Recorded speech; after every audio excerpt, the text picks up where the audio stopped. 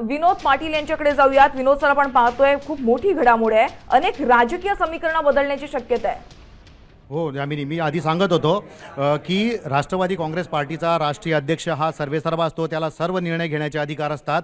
याचा अर्थ असा आहे की प्रफुल्ल पटेल हे आता राष्ट्रवादी काँग्रेस पार्टी जी अजित पवारांची आहे त्याचे ते सर्वेसर्वा आहेत।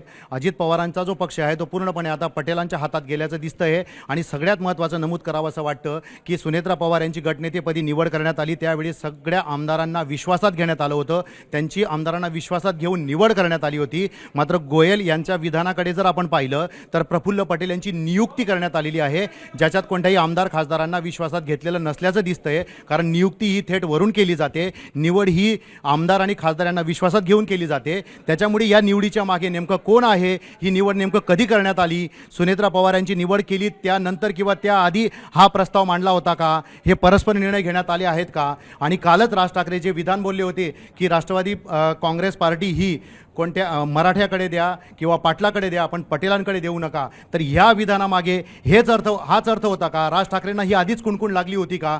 हे सगळ्या गोष्टी आता यामुळे पुढे आलेल्या आहेत। कारण पीटीआयच्या मुलाखतीत अत्यंत जबाबदार असणारे मंत्री, केंद्रीय मंत्री पियुष गोयल यांनी अत्यंत जबाबदारीने स्पष्टपणे कुठलीही आडकाठी न घेता, कुठली ॲम्बिग्युटी नसताना हे विधान केलेलं आहे।